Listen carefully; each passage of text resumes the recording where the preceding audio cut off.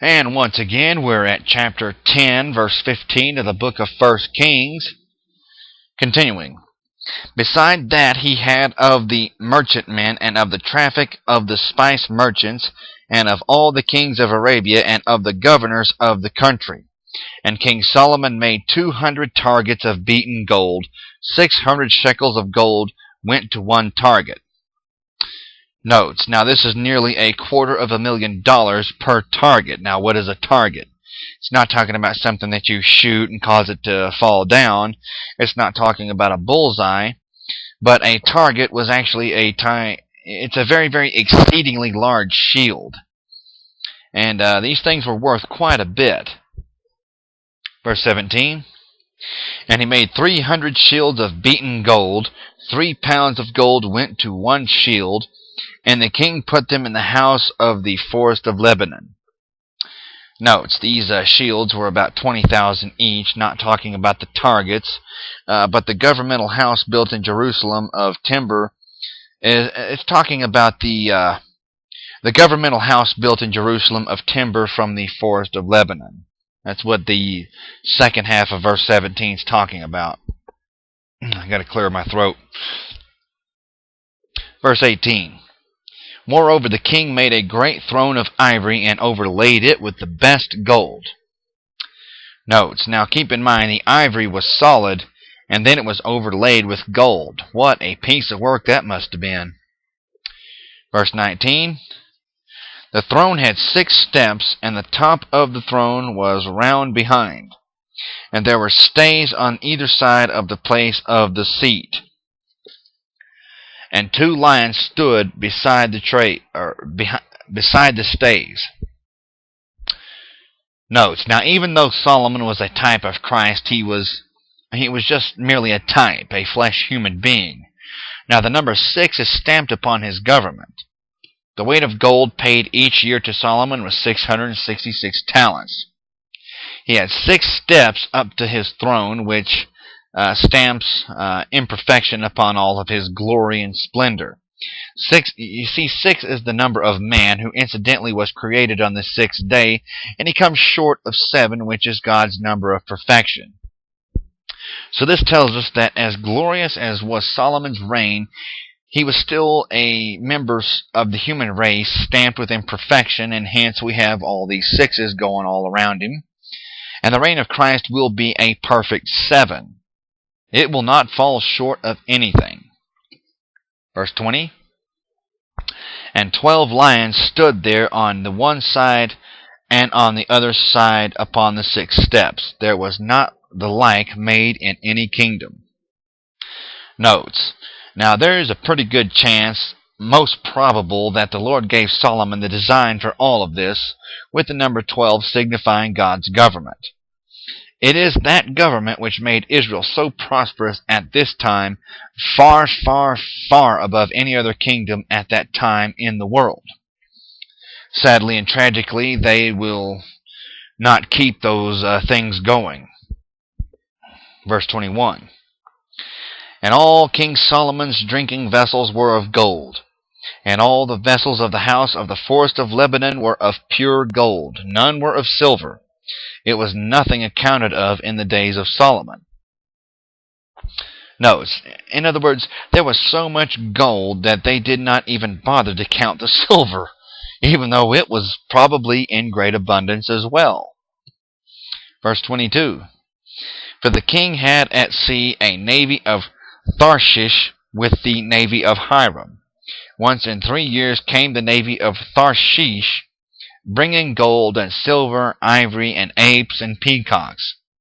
So King Solomon exceeded all the kings of the earth for riches and for wisdom. And all the earth sought to Solomon to hear his wisdom which God had put in his heart. Notes.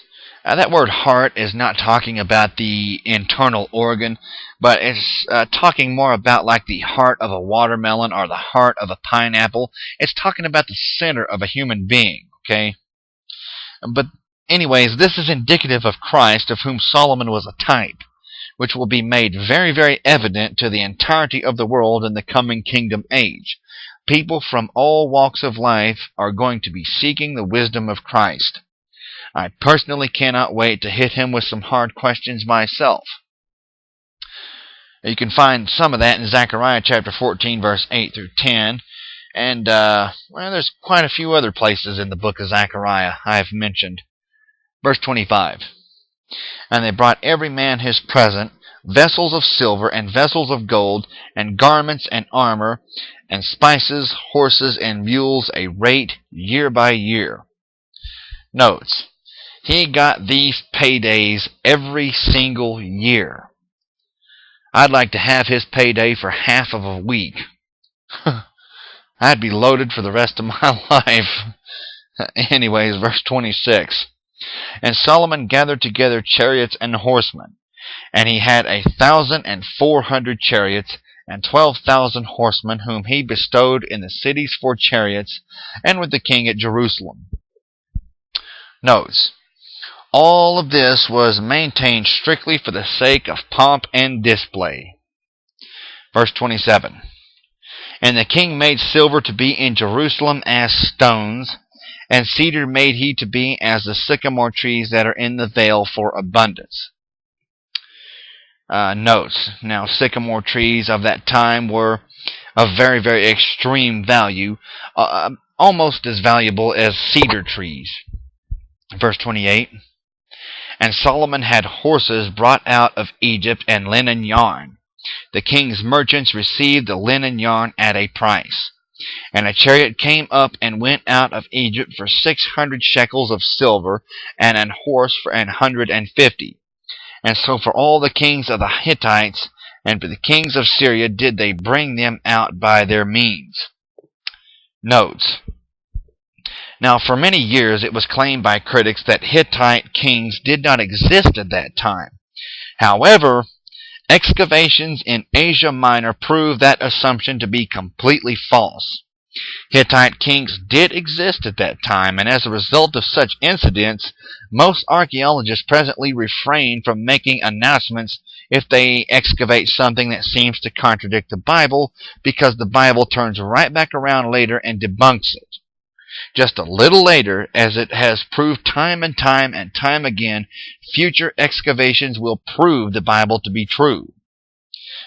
For instance, except for the Bible, it was claimed that no historical proof was found that King David ever even existed. However, in 2002, if I remember the year correctly, archaeological excavations proved that King David actually did exist. But of course, believers of the Word of God do not need archaeology and excavations to prove its veracity, even though that particular proof is always a blessing to us, to look back on that and see that. Anyways, chapter 11, picking right up.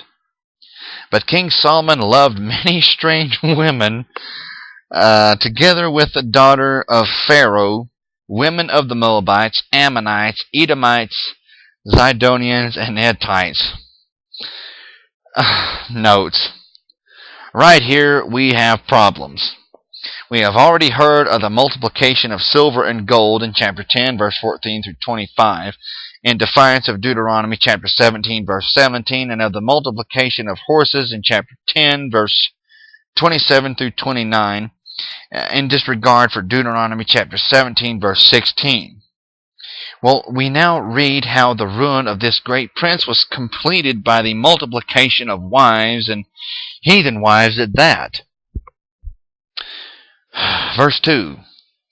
Of the nations concerning which the Lord said unto the children of Israel, You shall not go into them, neither shall they come in unto you, for surely they will turn away your heart after their gods.